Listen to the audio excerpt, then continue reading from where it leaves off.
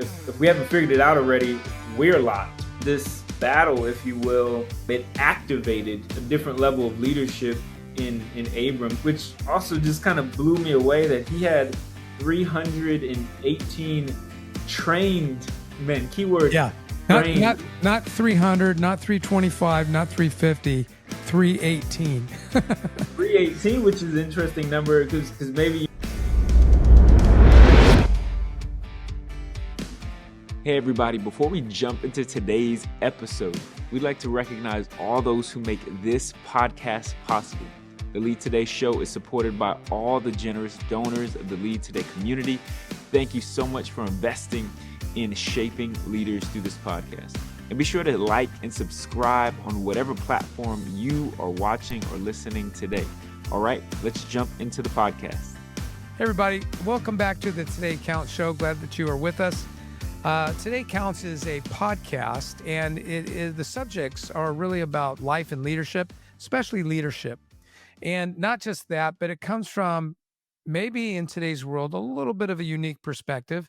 Comes from a spiritual perspective, a faith perspective, and a Christian worldview.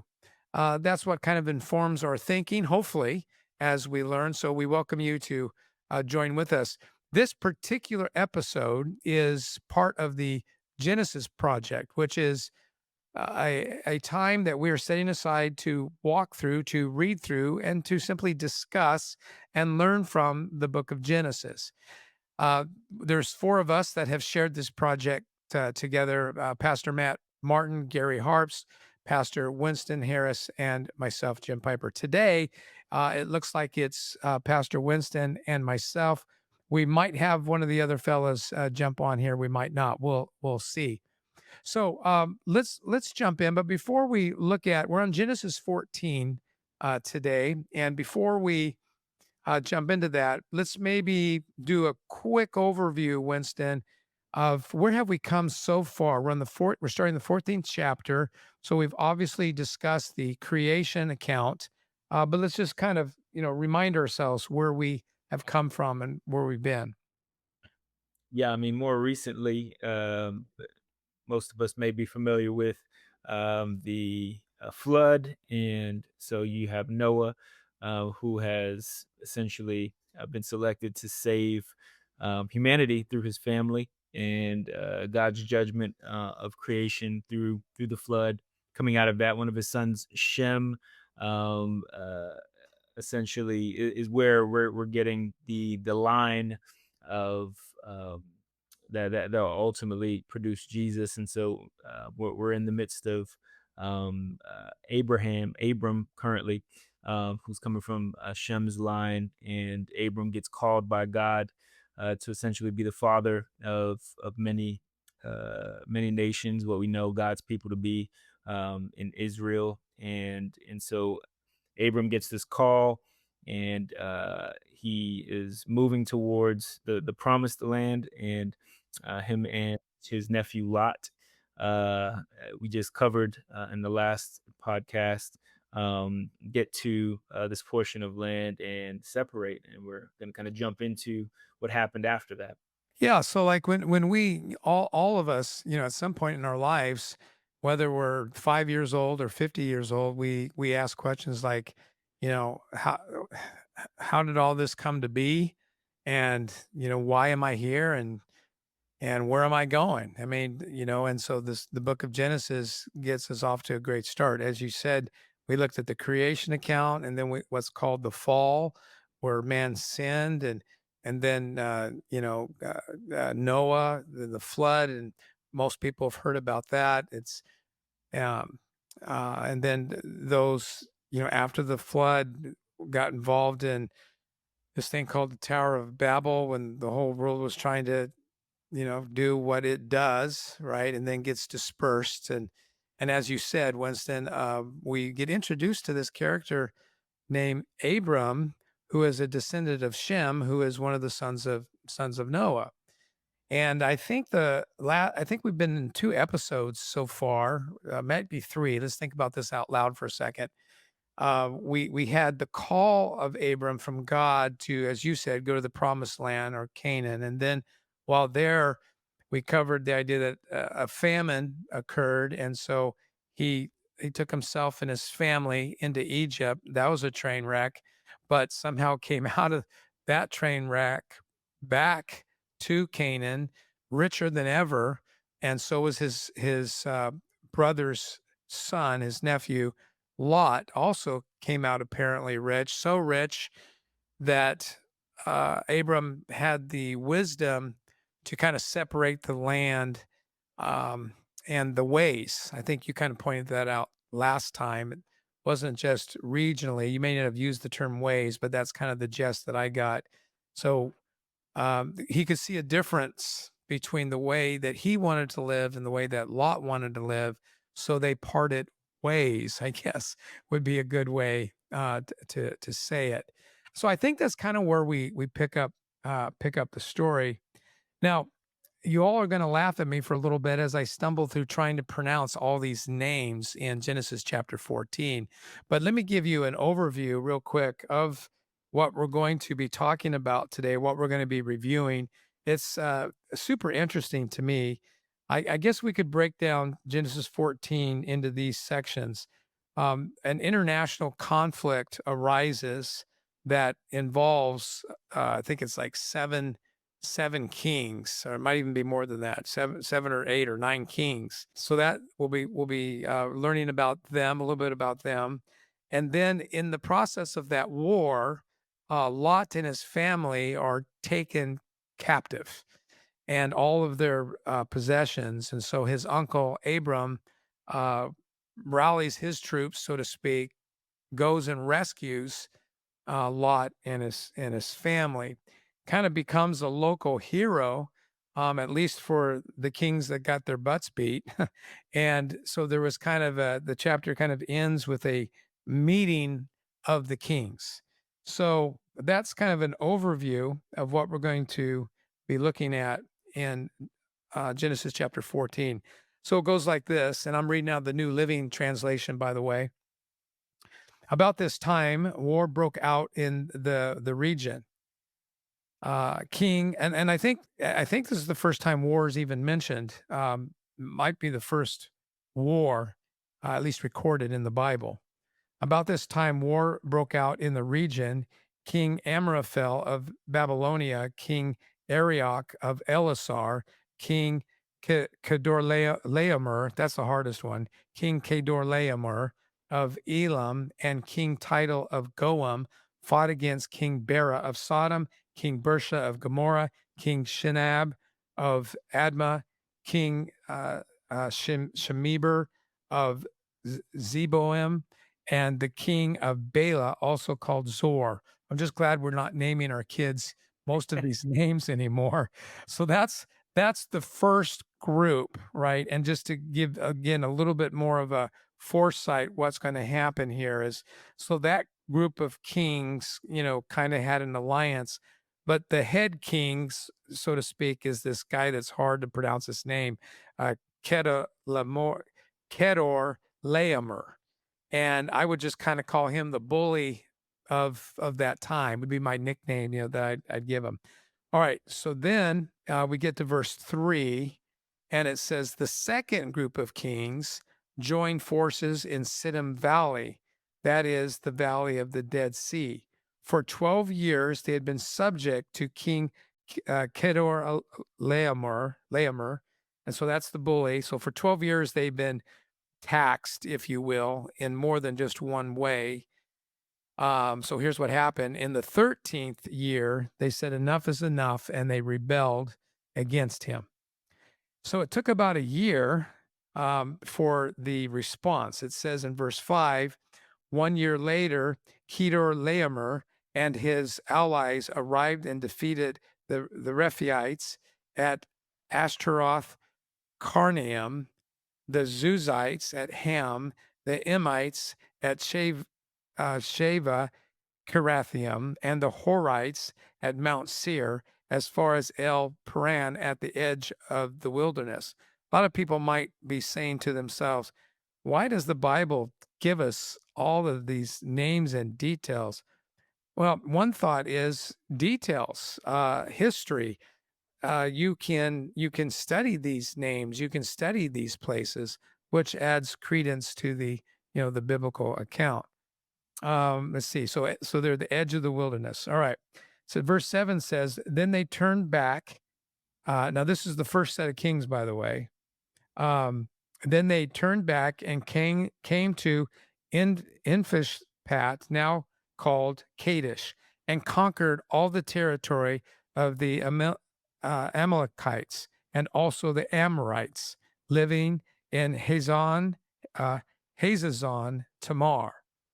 All right, so just to be clear, that first set of kings on their way to doing battle with the rebellious kings, the ones that said enough is enough, bully, on their way they decided to, beat up a bunch of other people.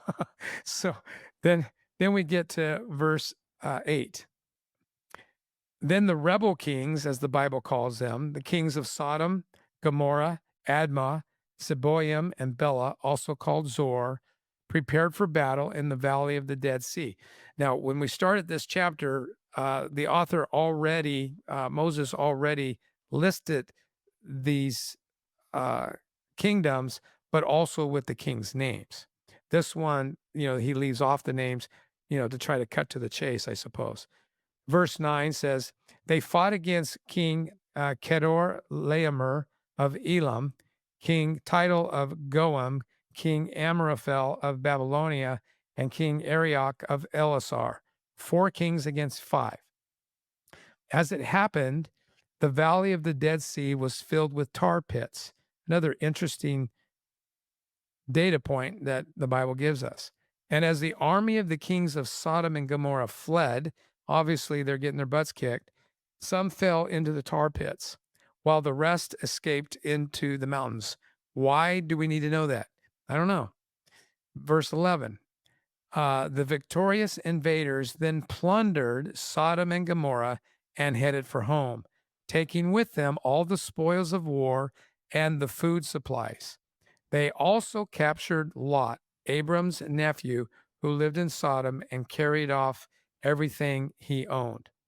But one of Lot's men escaped and reported everything to Abram the Hebrew, who was living near the oak grove belonging to Mamre the Amorite.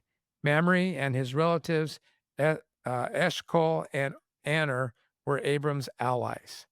When Abram heard that his nephew Lot had been captured, he mobilized 318 trained men who had been born into his household. Then he pursued Kedor Laomer's army until he caught up with him at Dan. There he divided his men and attacked during the night.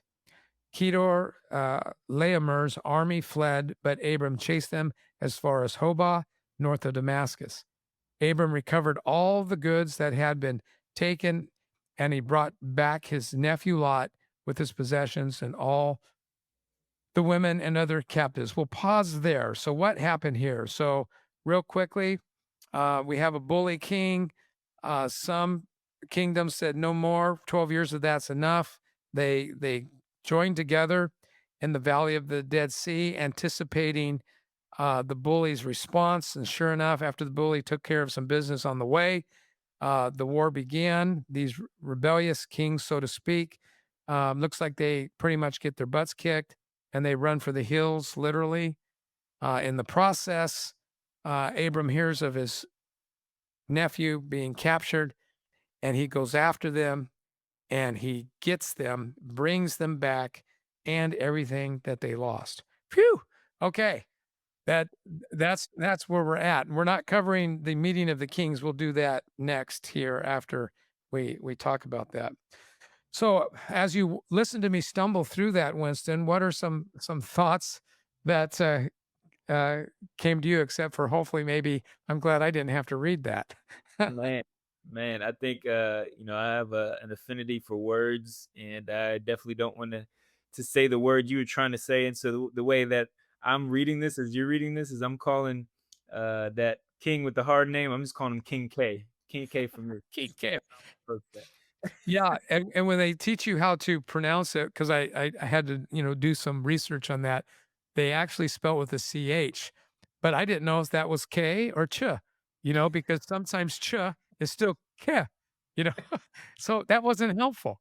Was not was not helpful. No, some of the things that I as I was reading this, previously, and as I'm, listening to you read through it again, I think we can't get around just this idea of battle, right? This idea of conflict. We talked about it a little bit in the previous conversation, even between Abram and Lot, and the internal conflict, the family conflict, and now we're getting into as you've noted, international conflict. But I think the picture here, right? If you're reading Genesis or if you're reading the Bible, there's always a story behind the story, right? And kind of making sure that we're not just reading it at face value, but we're trying to make sure that we understand that the Bible interprets that the scripture interprets scripture. Pastor Matt is incredible at always tying those threads together.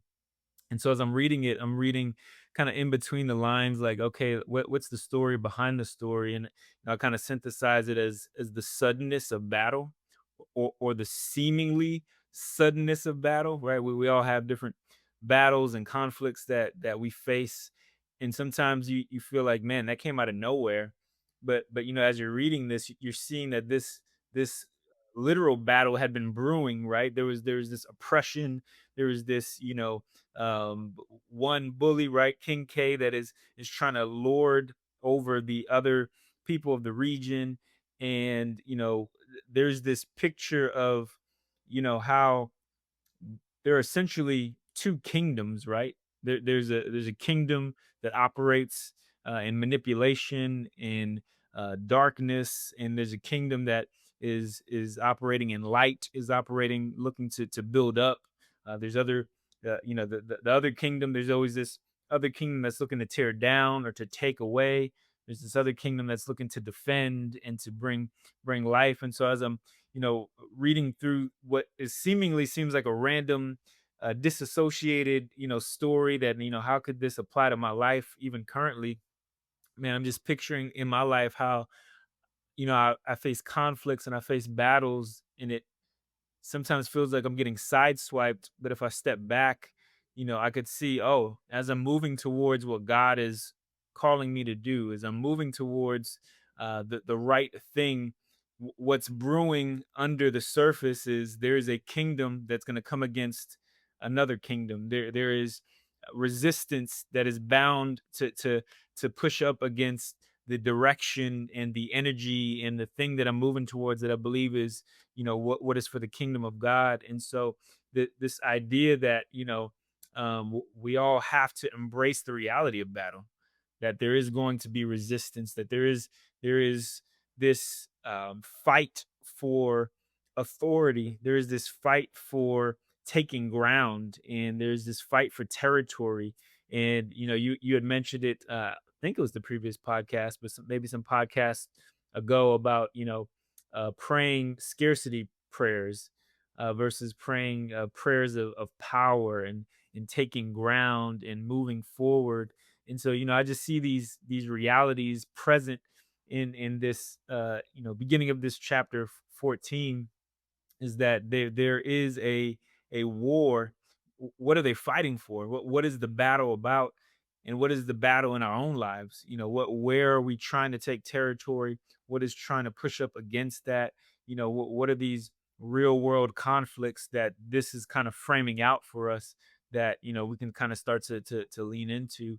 And I think obviously we see Lot gets kidnapped, and part of that is his own, once again, ambition, his own desires to move near a place that would make him susceptible to even getting kidnapped. And once again, reading into and in between the lines, if we haven't figured it out already, we're locked.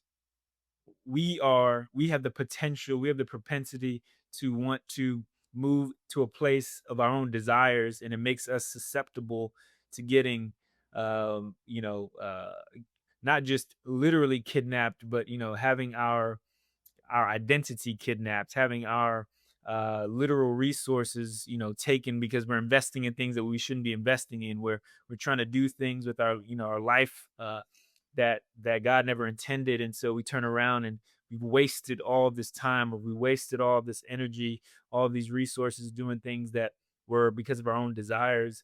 And so we see Lot here is a picture of us, and Abram is a picture of Jesus, right? Abram is the one that's going to go in and rescue Lot and bring him back out. And so there's so many themes and threads here around this idea of battle. And I think our culture in a lot of ways is looking for a way out of battle, is looking for what's the road of least resistance.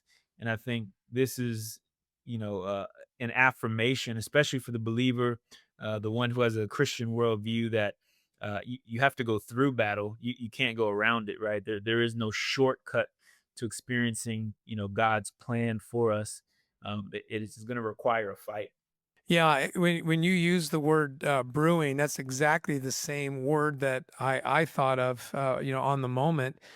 And because 12 years, this king was kind of having his way, and somebody did the math, and this bully king, didn't have enough sense to create feedback loops, try to create some win-wins because, it's an economy. It's probably all about the economy. He was just taking more than his fair share. It doesn't tell us exactly, but that we know that's what was going on. And greed, does that. But when I thought about the word brewing, like you said, my mind instantly went to coffee. Yeah, because I think that's kind of where it comes from. And you can smell that coffee coming, and you anticipate it coming.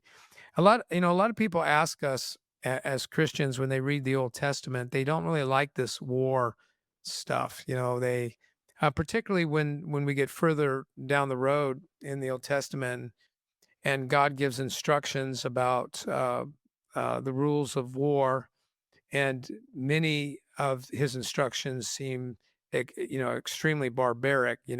Kill everybody, don't let anybody survive. And so the hippie in all of us says, make love, not war. And we just we we dismiss to what you were saying, we dismiss the reality of a cataclysmic conflict that is going on at every level, from the worlds that we can see to the worlds that we can't see. I'm not a doctor, I'm not a physician, but I'm old enough to have had a lot of conversations with doctors. So I think they should just give me an honorary medical, license. But, I've been taught through the years it's that my white blood cells at this current moment are fighting off infections in my body. And when I do have an infection, the white blood cell count goes up because there's a fight. And when the doctor sees that, they get scared because humans die on infections. In leadership, we want to believe that everybody's fine, all things are good, when in reality, coming back to your phrase, there's always something brewing, and it's an exhausting reality, but it's true. There's something brewing in your marriage right now. There's something brewing in your family. There's something brewing in your organization, in your neighborhood, in your state. It's just there. Doesn't mean you have to walk around being grouchy and angry and feel like you're going to war every minute, but it is the stewardship, of our existence. So I mean, I appreciate stories like this. I think they're really interesting. I often wonder what could have been done, to avoid them. And when you look at it from the kings that rebelled from the bully king, they knew that it was going to bring a response, and so that's why they gathered. It didn't do them any good. They lost, but they tried to come together. And I do think you make a good point about Lot's capture is the consequence of his choice. Let's just say it, to put a foot in both worlds, right? I mean, he was pretty much mentored by his uncle, so he knew who he was. He was exposed to faith in God, the idea of God, and probably a believer to some degree, or at least along. But there was a lot of benefits probably, living next to Sodom.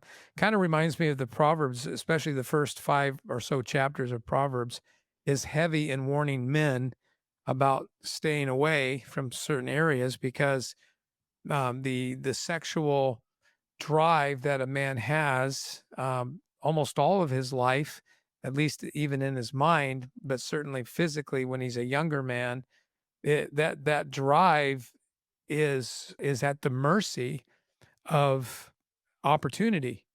And Proverbs talks about don't go down her street. Don't even look in that direction, don't walk in that direction.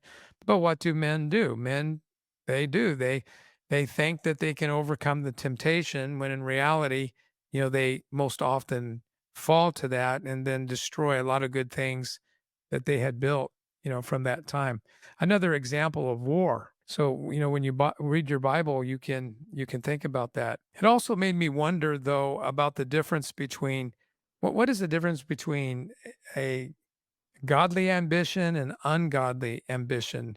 Because I think that ambition is a good thing, but ambition for what? And I mean, you could have two extremely wealthy people, and one could truly have this love for money, and the other one being achievement oriented, accomplishing many of the same things, but can live without it.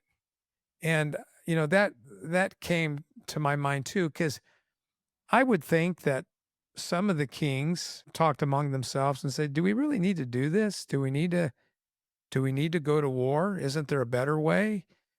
But I think when I don't know what you think, but some people just want more, and if you try to say no, forget it. They're going to take it. They're going to try to take it. Yeah, I almost see ambition to your question, kind of like fuel, um, and motive as the driver of the vehicle. And so, ambition in and of itself, fuel in and of itself is objective, right? Fuel can be used once again to for a positive thing to make a vehicle go, or fuel can be used in a negative way, to Yeah. set it on fire and it becomes a weapon.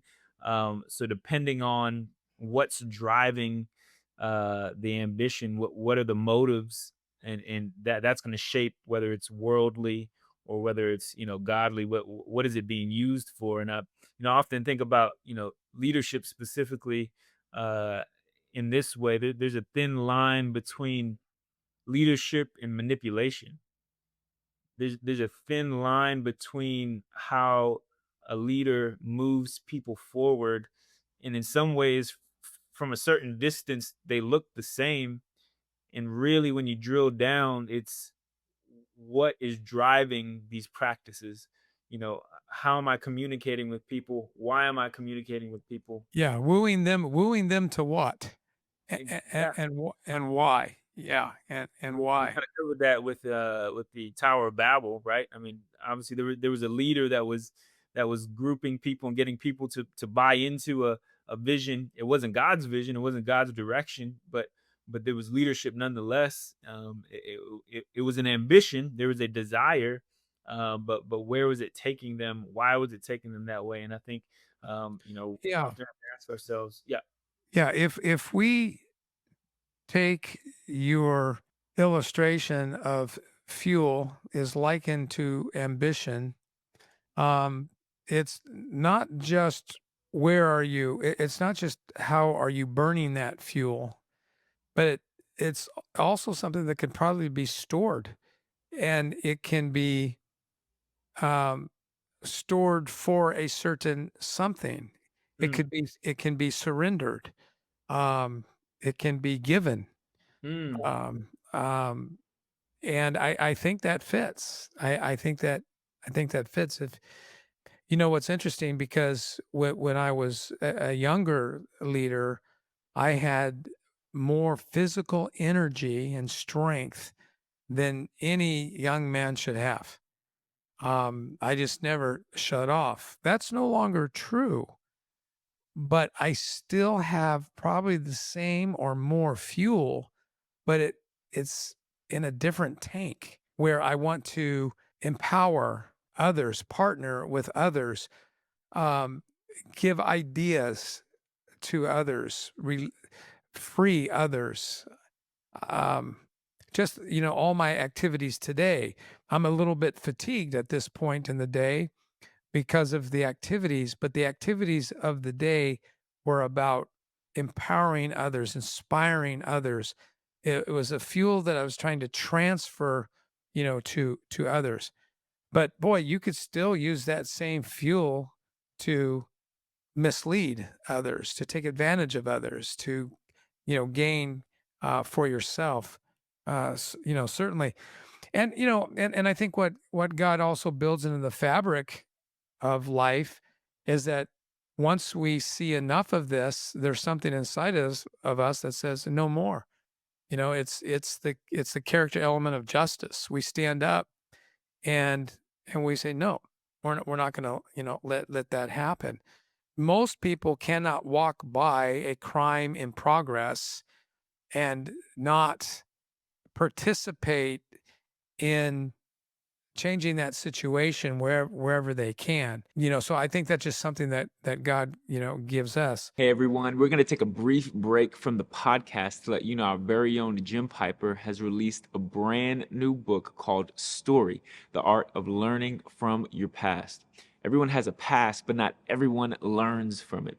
Jim unpacks lessons in this book that help leaders and learners understand the potential our past has to impact our present and our future. Be sure to grab your copy of Story where books are sold. All right? Let's get back to the podcast. So these kings rebelling, I mean, I think that's an interesting word to use because they were rebelling against a bully, but we often think of rebellion as a negative thing. But in this case, to me, they're simply standing up, saying enough's enough. We're drawing a line in the sand. Well, let's talk about this rescue. So one of Lot's family members, whether by blood or otherwise, um, escapes. And where does he run? That's the first thing I noticed, right? Where does he run? Because when they split up, when the family split up, I kind of got this idea of hubris, didn't you? That, oh, Lot's got ambition, and Abram, he might be slowing down. So, I kind of get that, that feel.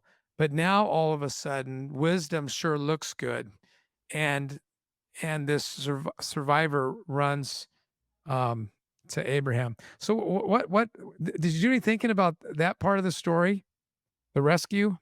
Yeah, what kind of threw me off because that kind of we were kind of doing Abram's profile last week or last podcast. We're kind of talking through, what kind of leader was Abram, and this part of his leadership profile, if you will, I guess I had never considered. But the fact, one, that Abram is seemed like he was ready for battle. Like I don't know that I ever got a picture of Abram as like a leader, a general, somebody who's ready to go to war. He was Like something was brewing. this stirred him up, and so what I wrote down was this battle, if you will. It activated a different level of leadership in Abram. So something was there already, and now this opportunity brought out of Abram what was already there. But also it showed that he was prepared for this, which also just kind of blew me away that he had 318 trained men. Keyword Yeah. Not trained. not not 300, not 325, not 350, 318. 318, which is an interesting number because maybe you can kind of start drawing some conclusions. Like he went out and built this army, and ideally maybe he was like, man, if I can just get 300. Oh, hey, there's another guy here. Maybe if I can just get 310, and by the time this opportunity arose, maybe he was on his way to 320. But now we're at 318, right? That might just be a note that I'm walking out on a limb on. But just the idea that for some reason he felt like, and maybe I don't know if this came on the heels of the Egypt conflict where he started thinking, I gotta get smart about this, right? If God has called me to be a father of many nations, and to be able to steward this thing that God is trying to do through me, I'm gonna have to be ready for conflicts that maybe in that moment didn't need 318 trained men, but he started thinking, that there's other people in these territories, and how's all this going to play out. So the fact that he had taken time to train 300, we're not talking about training 5 people. She trained 318 men. The time it would take, the thought process, the intentionality, like he was ready for war, which just blew me away. That Abram, you don't get that. I feel like you don't get that narrative often when we think about Abram, who later be Abraham, as a leader. You kind of get the older grandfatherly, poetic picture. That's what you get when you hear Abram in the scripture. But this is a different Abram. He was like, let's go. I'm ready. My guys are ready. You see, he has strategy. He splits them up. He thinks about the time of day or night that he's going to employ. The word mobilized is used. Like, this is a strategic, a leader that is ready to go to battle. And I just thought that was super interesting picture that we don't always get of Abram. Yeah, I mean, I think he must have learned from Egypt. Probably felt naked in a lot of ways coming out of Egypt. And how do we balance our faith in the idea that God will take care of us? But that's kind of a funny thing because God will. We believe that God will take care of us. We want to believe that God will take care of us. That as the 23rd Psalm says, that He will protect us. Or I'm sorry, the Lord's Prayer. That you protect us from the evil one, right, and temptation and all of that. But He's also seeing these cities slash mini kingdoms, being built up all around him and Yeah. in existence, and seeing the fruit of many of those, and then noticing his nephew isn't exactly getting ready for the priesthood, and must have alerted him, right? Must have said, "Okay," and I think you said it well. I think he saw a storm coming. He didn't know what the storm would be, Yeah.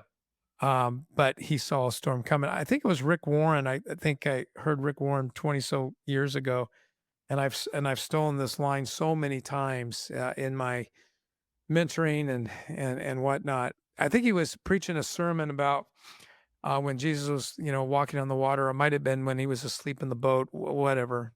But he said that our life is like this. We're either going into a storm, or we're in a storm, or we're coming out of a storm. And that's pretty much it. That's life. And maybe that's kind of what you're saying is that Abram was figuring out it's a battle, right? It is a battle. Obviously, I think the swiftness stood out to me as well, is that leaders who are prepared, um, who are ready, they're ready. They're swift when they expect it.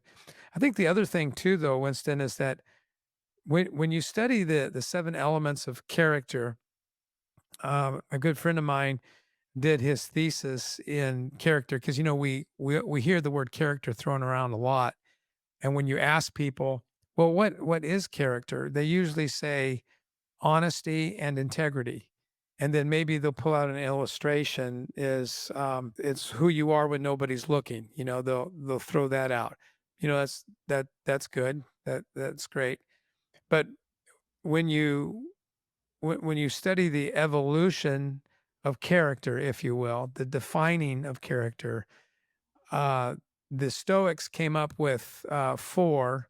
Let's see if I can remember off the top of my head: wisdom, justice, courage, and temperance. The New Testament seemed to validate those four, and then added faith, hope, and love as a way of a partnership between God and man. And one thing I notice about people who do have a high level of justice that is like it's like purring in the background or idling in the background, and they often have a temperament of a guardian like temperament, on guard. They have that kind of temperament, and they're also executors. I noticed that they're ready. Most of them are just ready. Uh, when I see something happening, it's almost like I need a timeout because I got to figure out my plan. Um, so I kind of wonder what kind of temperament Abram, had and influence, because if he wasn't a warrior, then where did he get a warrior to train the warriors? So I don't know. Yeah, and obviously we have seen and we will see his weakness, and that's what we said a couple episodes ago. What we like about this story is we're not following a man that is impossible to follow. He, like us, has his weaknesses. So we get the benefit of watching his life, his ups and downs. And so let's read the last part here. And so the war, so to speak, is over. They're probably settling back, in their home. And verse 17 says this: After Abram returned from his victory here's that guy again, uh, Kedorlaomer and all his allies, the king of Sodom went out to meet him in the valley of Shevev, that is, the king's valley. And Melchizedek, the king of Salem, and a priest of God Most High, brought Abram some bread and wine. So two came out to see Abram, the king of Sodom, and this king of Salem, which is mentioned here the first time, Melchizedek. Melchizedek blessed Abram with this blessing, quote, "Blessed be Abram by God Most High, creator of heaven and earth, and blessed be God Most High, who has defeated your enemies for you."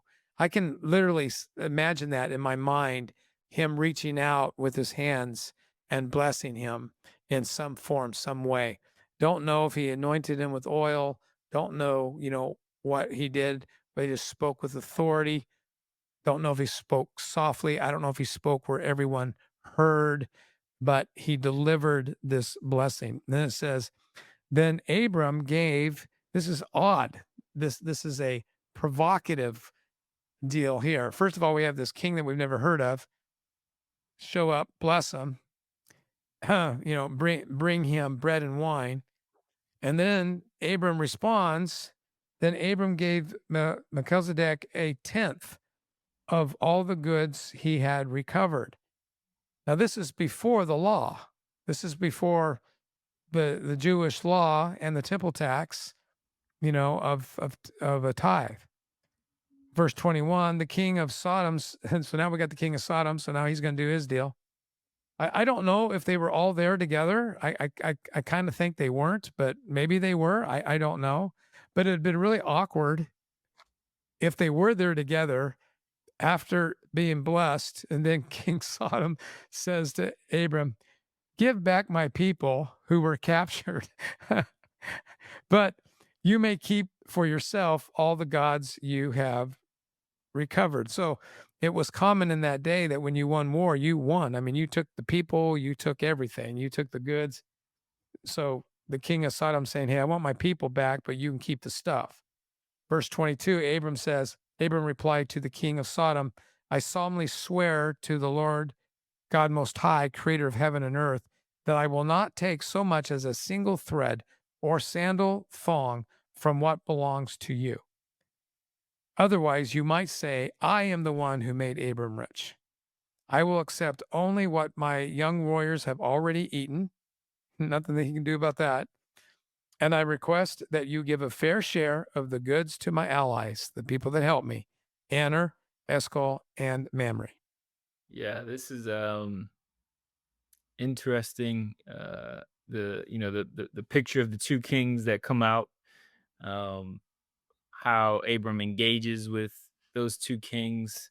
Melchizedek. If anybody listening or watching is even remotely familiar with just Christendom and the Christian religion, the mystery of Melchizedek, who is actually this king. There's obviously a lot of assumptions that maybe this is some kind of Christophany. This is Christ before the incarnate Christ, the picture of the bread and wine, kind of being a foreshadow to what we connect to bread and wine now, which is communion and Passover and the body of Christ and the blood of Christ. There's a lot of symbolism there and a lot of things that you can kind of jump into and then try to deep dive. So that in and of itself, right? The picture of the two kings and how Abram is responding to the two kings. We could even draw some themes there for ourselves, right? Back to kind of the initial thought I had of these two kingdoms that we are all in the midst of, and what do we do with these realities that whether you embrace it or not, there are always two kingdoms at work. And what I wrote down for myself is your life comes alive when you make a decision to engage in the kingdom that brings life. Your life really matters. You really wake up when you embrace the reality that there are two kingdoms, and one kingdom brings life. One kingdom is desiring to generate, to heal, to restore, to bless. And when we participate in that, that's when things start to really click, when things start to really make sense. Otherwise, when what culture tells us to do, what the world encourages us to do is to go at it solo, to do it by yourself, to use your ambition for yourself, to create your own kingdom. And that's false. You see these kings in this battle, they had to partner up even to rebel, right? One king couldn't rebel by himself, right? So that this idea that we can build our own life and build our own kingdom and have our own authority, it's false. And not until you wake up and say, okay, I need to partner up with the kingdom. I need to pick a side. I can't play both sides. I need to acknowledge that there are two different kingdoms, two different kings, if you will. And once that decision is made, from that decision, we start to see things move forward. This tithing concept we saw show up in Genesis 4 with Cain and Abel, right? There was something there that an appropriate response to God Yahweh was to give 10%. In Genesis 4, that was first fruits, if you will. That was a first response, the best of. We don't necessarily see that specific idea of the best of, but this idea of that a tenth specifically, this kind of tithe to Melchizedek, as a response. Once again, a heart response, a heart posture. It wasn't a transactional thing. This was a recognition of, once again, man, this king is deserving of this victory. And I think it's a challenging idea. How do we respond to victory, right? What do we do when we win? Yeah, I think the best is implied in that you have a king standing there. So you're not going to give him your sack of potatoes, you know. I, right? I mean, that would be embarrassing. All right, let's drive something home here that you laid out. It's really important for each of us to recognize which kingdom we are a part of. We have to do that first. Otherwise, the kingdom that takes, the kingdom that tempts, wants you to see your existence as a life of imminent choices from left to right. Some of them are good, some of them are bad, but that's getting ahead of things.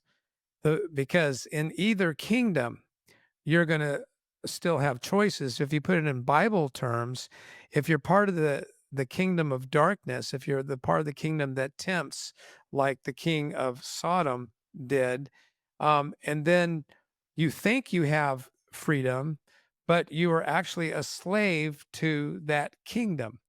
And every decision you think you have just takes you into a darker path. If you're in the kingdom of God and or the kingdom of light, you still have your free will, but it but you have this irresistible constant woo towards the life giver, towards a learning, situation. If you have an addiction, it's an addiction to learn, an addiction to grow, anything like that. I really like how you brought that out because you got the two kings. And yes, from my studies, no one has ever heard of the origins of this guy named Melchizedek, nor his kingdom. He appears on the scene and then he is gone. And somehow he's not mentioned with all of these other kingdoms that go to war. Yet he comes and does this. It seems kind of like an additional affirmation of God's covenant, with Abram, that God's going to bless the whole world through Abram. And then you've got this other joker that shows up and, tempts him.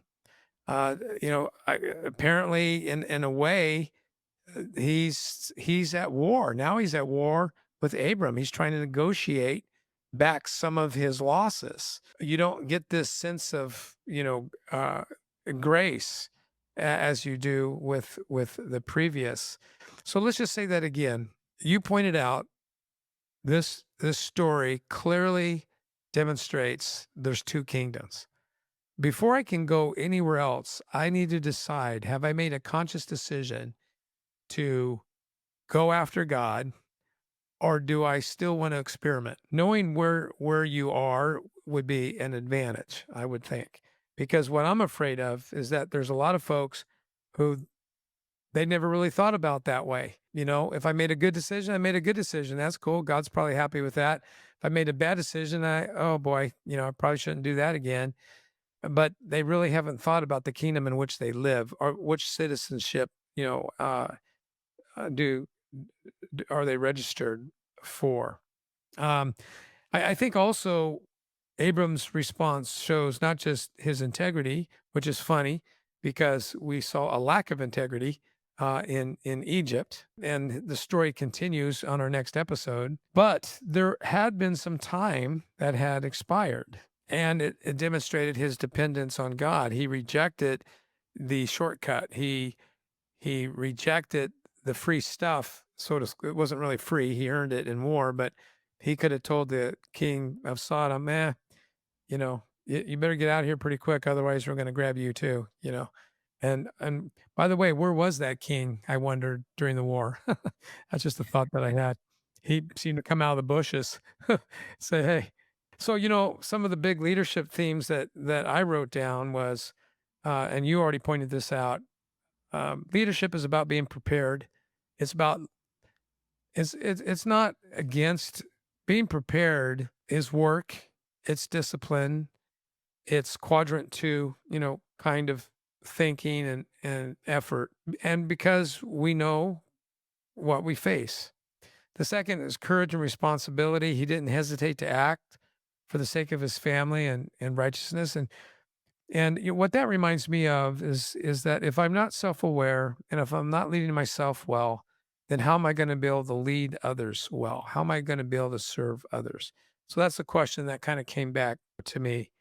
And then discernment, he's looking at these two kings, king of Sodom, Melchizedek, and he had the discernment to know what's what. I haven't always had that. When I was a young man, I had people trick me, and I still think people can trick me.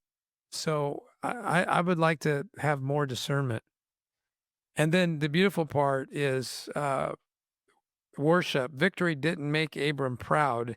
It led him to worship and generosity, and that was the tithe, that he gave. That's a pretty exciting chapter, if you ask me. Yeah, there's so much that I think we can all lean into depending on where we're at in our own personal story. One thing that you said that just kind of sparked a thought about the discernment piece that, I would imagine all of us struggle with maturing in discernment. When you know what you're willing to fight for, it maybe become easier to clarify which kingdom you're willing to stand in.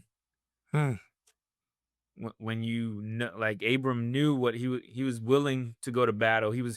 He had thoughtfully said, "I'm going to prepare X amount of people to fight, and these are the conditions I'm willing to fight." He had to make a decision before a decision.